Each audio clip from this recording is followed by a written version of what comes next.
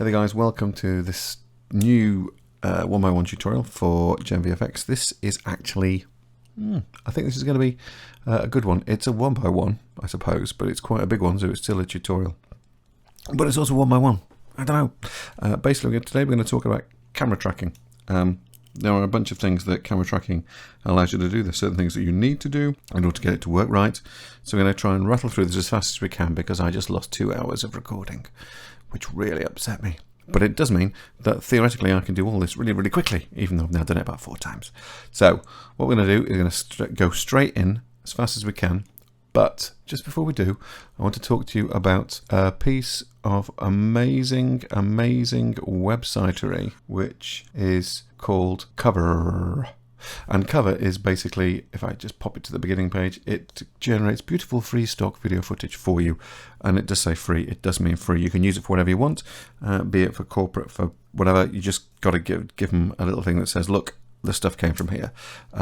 So on personal projects, it's a doddle. For if you're using it for like commercial stuff, I think there may be some changes involved in that, but mostly it's free and it's great. So you've got all sorts of things. You've got Zoom virtual backgrounds, business and work, fitness, nature, people, food and drink, COVID-19, which to me sounds terrifying. But you've got this wonderful one here called aerial photography, and no kidding, avoid the related Shutterstock videos. They're not free. So you're just looking for the free aerial videography stock videos. And so you can get all this wonderful stuff. If I just go load more. Come on, load more. Is it thinking? And you've got some beautiful shots like, say, this one, for example, which is a nice drone shot across the sea. There's loads of sea mubbling away, but there's lots of stuff that you can track to on that. Lots of stuff that's moving more in the foreground than there is in the background. You get nice parallaxing, great stuff, no problem to track. And just to prove it, I'm going to track one of these pieces today. And this one we are going to track is actually, if I go to my downloads, it's this one here. So this is the one that we're going to track. And so it's been done on, it's been shot on something like a Mavic, DJI Mavic 2, I would have thought, or something like that. It's very, very stable. It's a very, very pretty shot, which means it's going to have a little bit less distortion, which we can fix. And then in theory, we can track this very, very quickly by using either detection devices to pull us all in great lots of bits, or we can just pick bits that we want to track ourselves. So we're going to crack on with this as fast as possible. Let me just kill this window and get back to here. So let's just click on that. And actually, no, I want to go back to the splash screen because I want to use the VFX setup. General is all of this that you get naturally.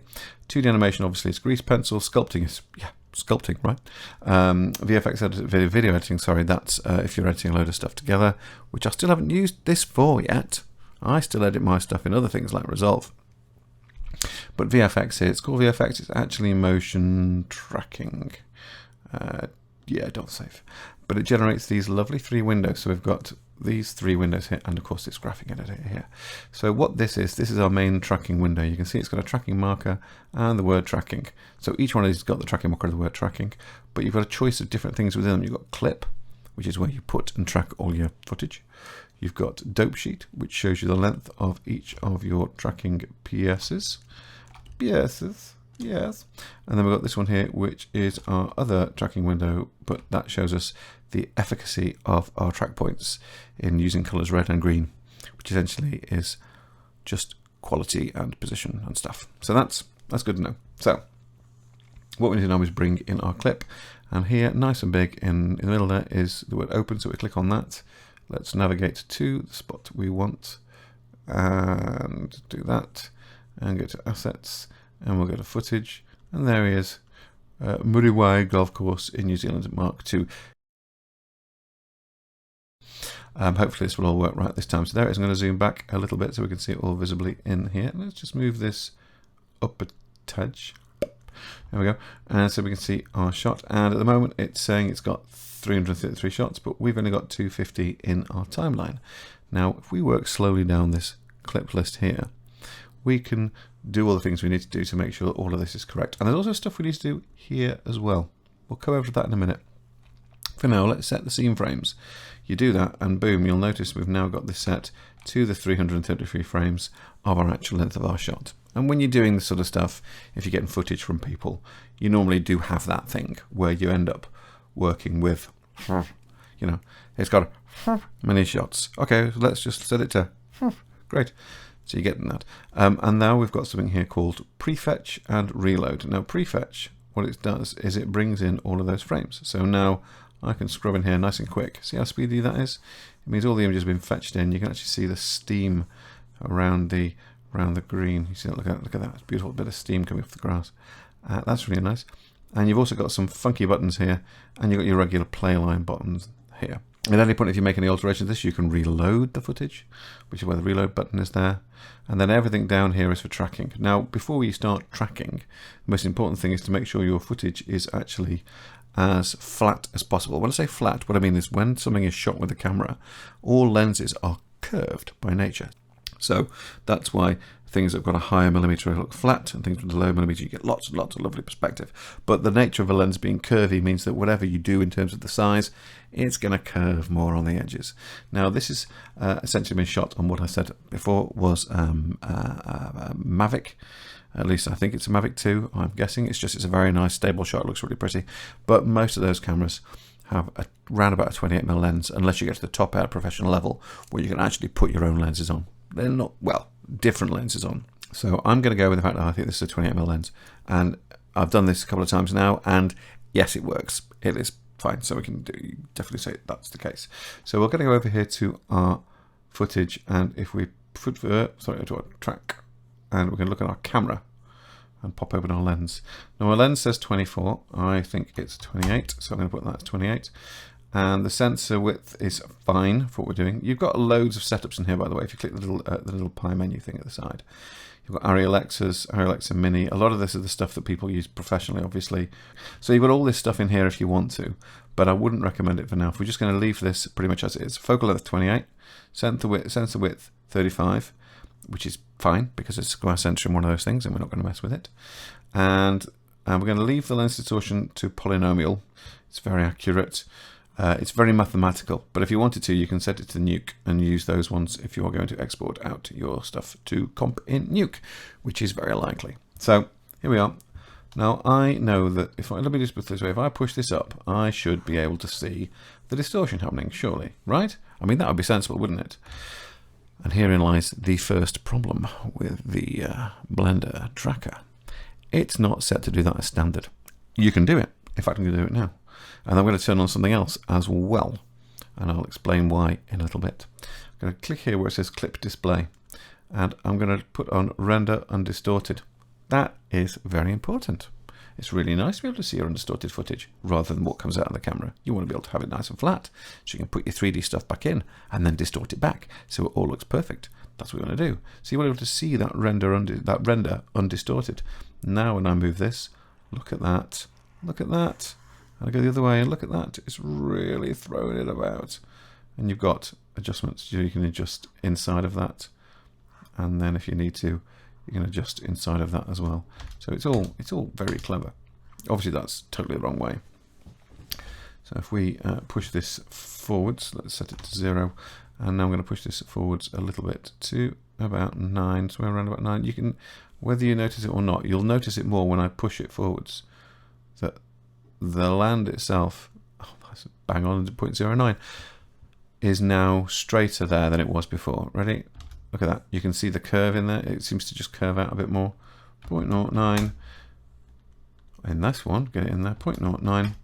That kind of feels accurate. In fact, it is. It's now pretty much a flat image.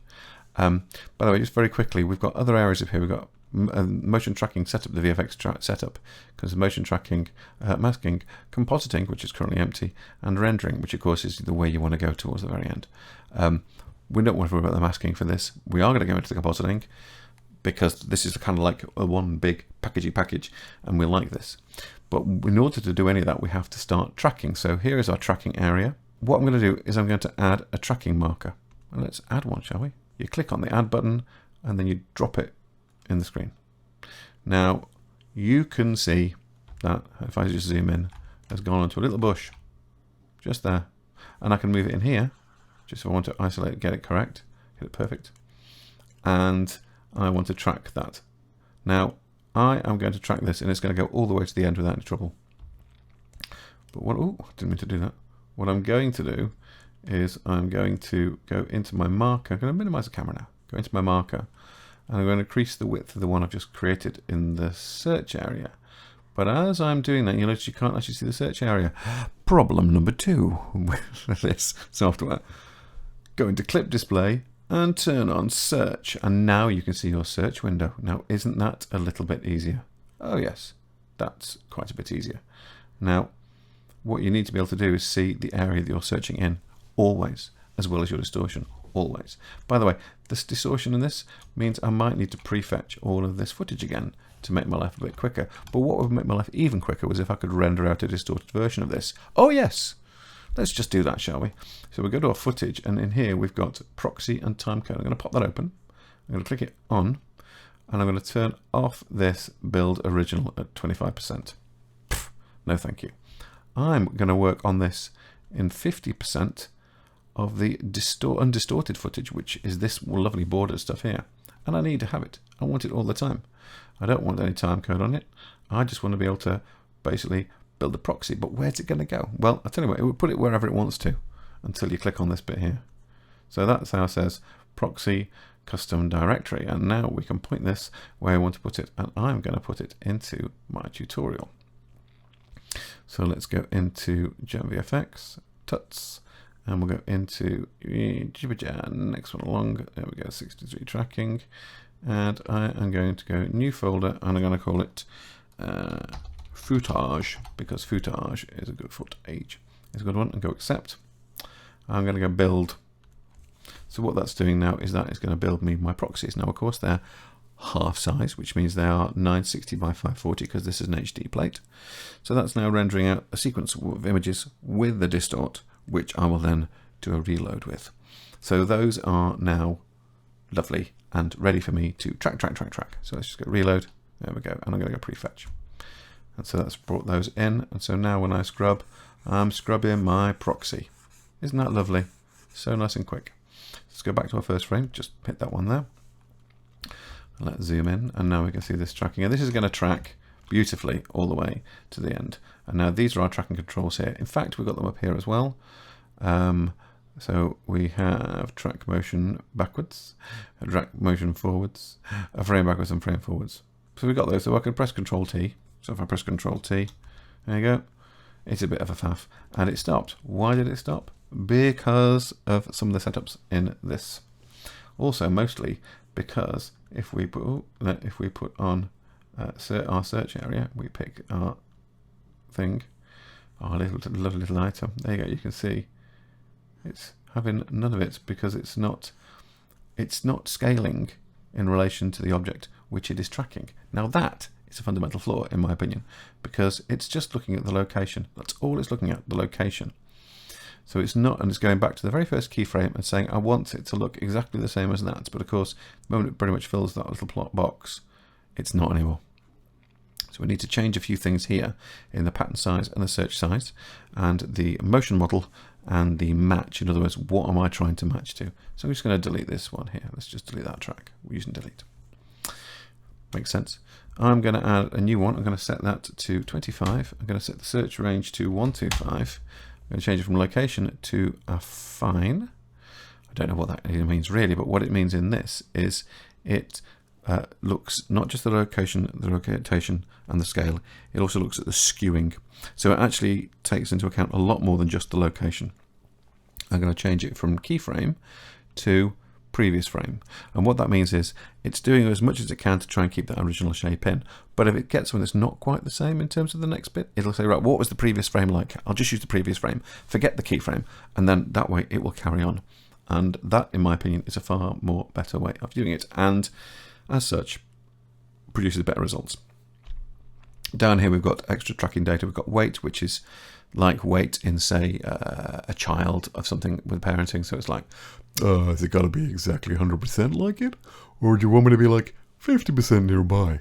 So leave it at 1. Don't touch that. Correlation, also pretty much a similar thing. Leave that. And margin is how close can I get to the end of the subject area that I'm looking in the search size before I stop.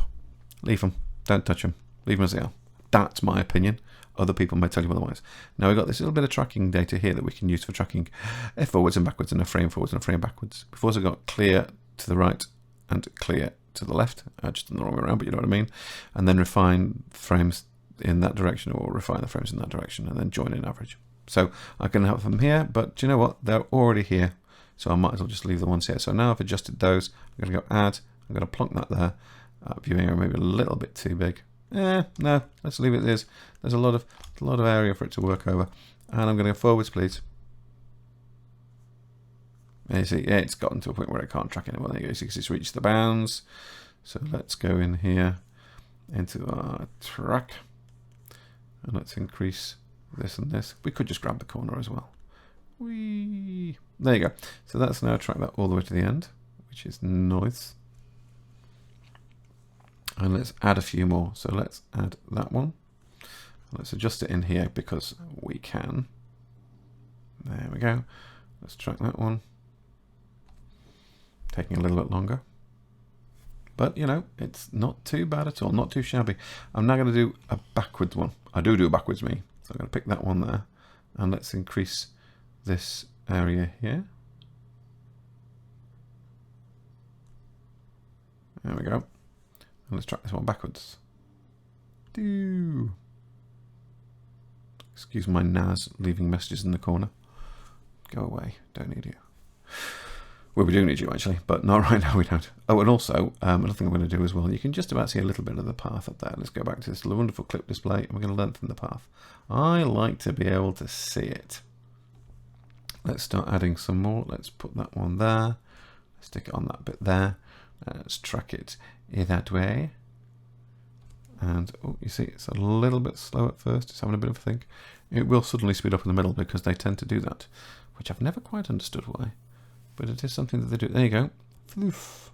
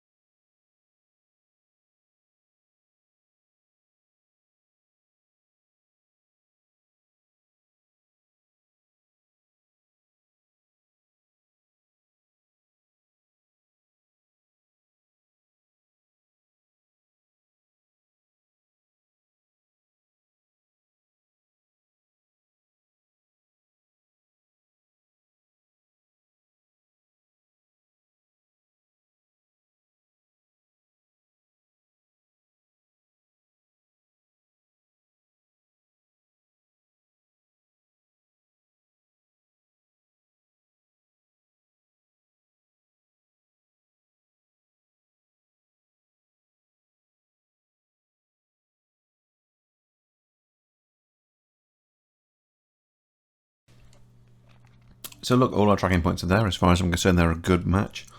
The efficacy of the shot is looking very, very good. All these lovely lines. Nothing bonkers. They're all quite straight. I could probably refine them all, but I don't see the point. I can select them all by pressing A. So everything's tracked. It's all saved. Everything's good. Now we'll go down to the next tab down here, which is the solver. Now, we're not doing a planar track. We are doing a standard 3D motion move. So you can have 4 points on this and do a planar track and then put something in the screen. It's great. But what we have here is the solve. Now, is it on a tripod? No, it's not. Are we using keyframes?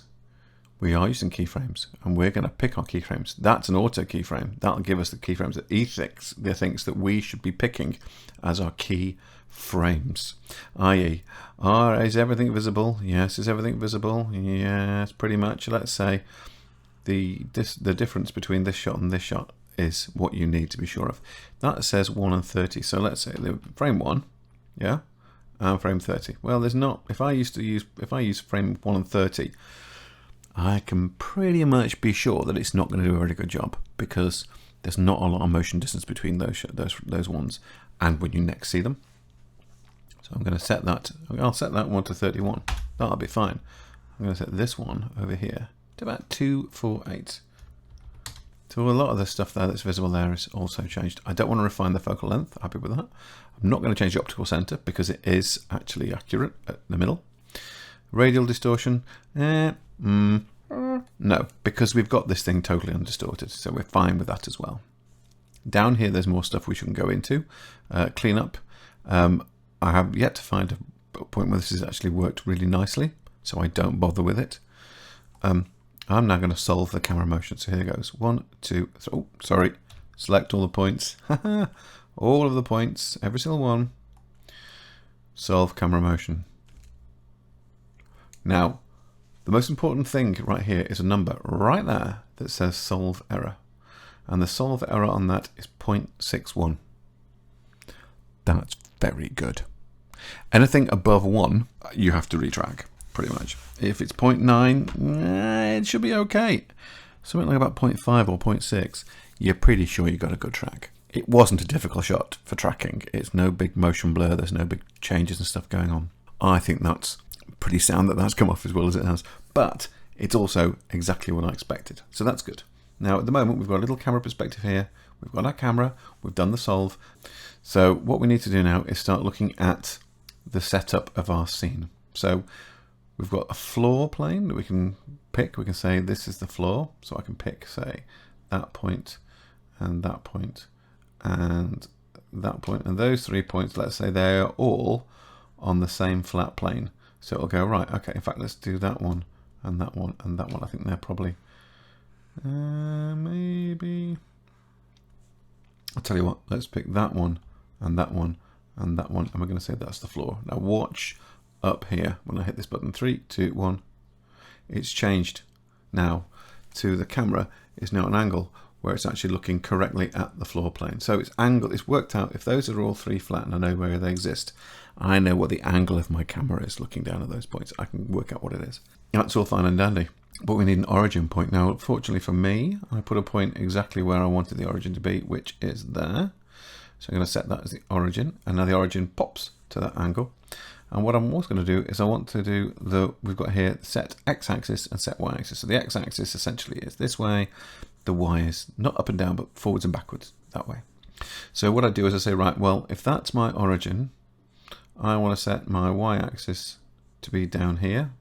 So let's set the y-axis, and now you can see that's now facing down this way. If I want to, I can say, actually, I want this to be the x-axis, and so that angles it from the origin to that. But no, let's go with that, because that to me is better as the y-axis. I kind of like that. That's good. And then here we want to set the distance between 2 actual points. So we'll say the distance between this one and this one is, let's have a look. I'm going to say that's 7 meters. So let's go 7 and we go set scale. And that's now bumped up. So that the distance between that one and that one is in fact now 7 units. So if I drop a shot, anything in that's correct size in terms of reality, say a person, that will now be there in the correct size in relation to the map.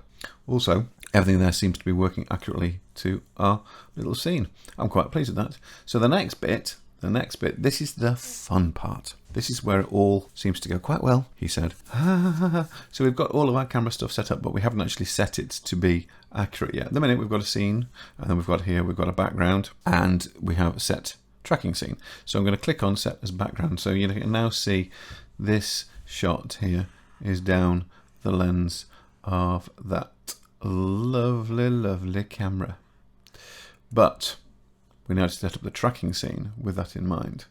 And then we do that, and then when I scrub in here, you can see that each of those lovely tracking points are resting on that thing. Let me change this, create a brand new layout. Let's put the layout window in here, let's press 0. So we can zoom in here, and we can see this plane, this object here, not that one, let's go GZ1 on that.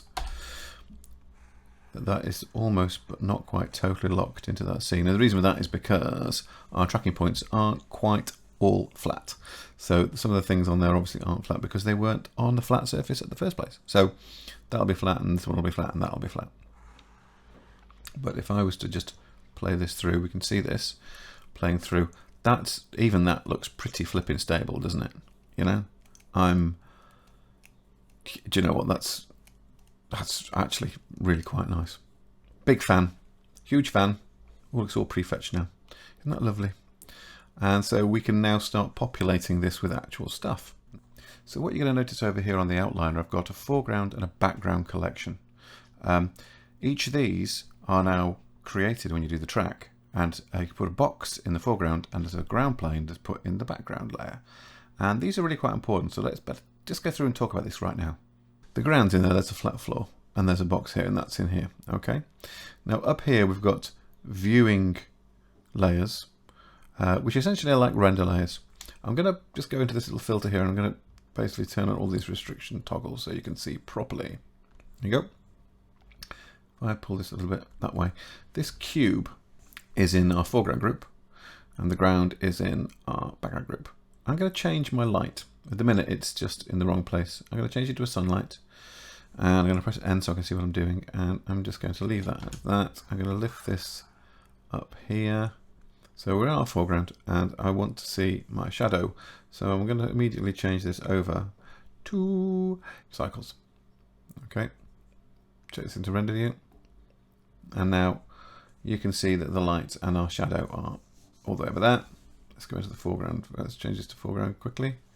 There you go. Now you can see the box, but the box is not rendering. The box is rendering black. The box is in fact rendering as a holdout. This is what the point of these two is up here. These viewing layers, these render layers, as it were. When you render the background, it's rendering the floor. It's not rendering the floor that much though. It's rendering it, but it's kind of making it transparent. But it's putting the shadow onto it, and the box, which is there, is kind of there, but it's paying no attention to it. It's saying use it. Have it as an indirect object. So anything in the foreground collection, that if it's going to have a shadow, make it throw a shadow, but don't render the box.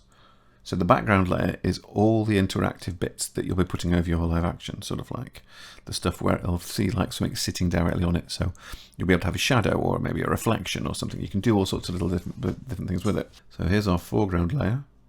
So I change this to foreground, and we can't actually see our shadow, but we can see our object, but we can't see our floor. So I'm going to go back quickly to change the viewing layer to the background, and I'm going to just take this and I'm going to rotate this around a bit. So it's actually casting a shadow roughly in the same direction as our other stuff.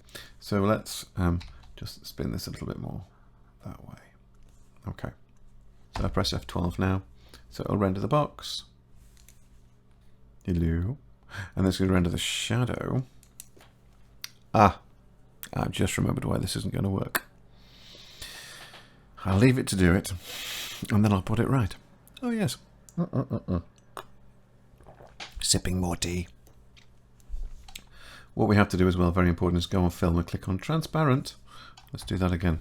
So it's rendering just the box. And then it's going to render just the shadow. There you go. And then if my calculations are correct, and they will be, because we've got all the compositing stuff sitting up there, what it will then do is it'll put that box and the shadow onto a map. There you go. So that's what happens. You might notice as well, by the way, that there is a little bit of curved stuff here. So it's actually our original plate that's curved. So that box is actually there, sitting on the ground in that shot. But so if we click over now to our compositing tab, you'll see there's stuff in there. There's our viewing image in the back, with our comp, and all the composite information, creating that using the foreground and background layers on top of it, which is really, really fantastic. I'm going to change this bottom view to be the viewer node. I prefer it that way. And the top one, I will turn off that view in a sec. And I'm now going to go into the view here. I'm going to turn off the backdrop. There you go. So we've just got all the stuff we do is in here. So if I was to say, take this and press M, there you go. Shadow's gone. Yeah, shadow's back. Shadow's too heavy. But then that's okay, because we can just wind that in a little bit so it feels about right. Yeah, there you go. So that's my box in that environment. And if we just quickly go through what's happening here, it might help again to explain. So our foreground render is our box, and that's being rendered. You can see that there, yep, in our foreground render layer, otherwise known appear as a viewing layer. Yeah, view layer. You can see if I just leave that there, the active workspace view layer showing in the window. So that is rendering just the foreground, and then the background, which is here, is rendered. And so what happens is the movie clip comes in, it's distorted or undistorted, more to the point. You use undistortion, turn it on, and it references all the stuff that you've done inside of your Blender scene, which is great. You've got a scale, which is all left to 0, because basically you might just want to go in there and select scale stuff up, change it if you really wanted to. I don't know why. Then got an alpha over, which basically is layering over the shadow over the top of this undistorted shot. You've got a second alpha over, and that is layering over the foreground. So really, if you were going to do this a bit more accurately, you'd probably have it like this, and then work sort of like up and down, which is I prefer. It's a bit nukey, not the place, bit like nuke. And then that is over the top of the shadow, so that's all correct. And then it goes to the viewer, and it goes to the composite. So that is how that works. That's it. It's pretty simple as that. What I would recommend though is putting some stuff in there. So I've sped this section up, but I'm going to talk over the top because there's a few things going on that I'd like to mention. One of the nicest things you can do with all of your particles, that you've got your tracking particles, is to create your ground plane as it exists pretty much from the dots that are in your scene. So what just happened then very, very quickly was I selected all the points, all the tracking points, and I created from those, I went down to 3D geometry in the tracking setups, and I clicked on make mesh basically. And what it does is it creates a bunch of vertices. Now that's first starting, but you need something a bit more solid. You need a proper object. So what I then did from there was you select all those points in edit mode, and then you go object and you go convex hull. So what that does, it basically takes every single point and joins them together to make a shape. Obviously it makes a sealed shape as much as it possibly can. So you have to then go in there and delete some of the faces, and they're normally the ones that are on the top for tracking, because you want all the stuff that's going on underneath where all the points are connected together. So that was the first thing we did. I then extruded out the sides of the object left and right. So I just had places where shadows could land, because that's quite important, obviously. Now, what I've done is I've gone into my assets that I created a little while ago for this, actually. There were going to be something else, and then that kind of took a back seat. And I thought, hey, these would be useful for tracking. So I've popped these into the environment. And in fact, those fences are created with geometry nodes, but I might come back to that. And there's some nice bit of texture painting. I've actually painted textures using some cloth that I found on Unsplash. Again, open source, of course, as much as possible. And I'm just putting things around and place them and trying to get them into the right positions. So it feels a bit more realistic. And there I've just generated a couple of rocks that I've dropped into the scene. I just see how they look. And then I've decided, well, that's all fine and dandy, but, you know, is this all looking correct in terms of the lighting in relation to what we've actually got in the scene? So I'm going in and tweaking all the shaders and bringing them all down. And then going, yes, I need to make that fencing a bit darker and so on. So I have to do that because it's a geometry node. I've got to basically get the shader out from one of the set objects that's in there and adjust those and make those a bit darker. Still not entirely happy with that. You can see me moving through the geometry nodes to find the right piece. But yeah, you know, when you get it closer to what you actually want, adjusting all the colors and stuff, and eventually you've got something which kind of sits in the scene. So hopefully, from my assets, you'll have gotten something a bit good there. Okay, so now, as you can see, we've got kind of a bunch of stuff in there. We've got some tents, and we've got some wooden fencing, and it's all kind of along that little line there, just with that little kind of gully thing there, and a little hut as well.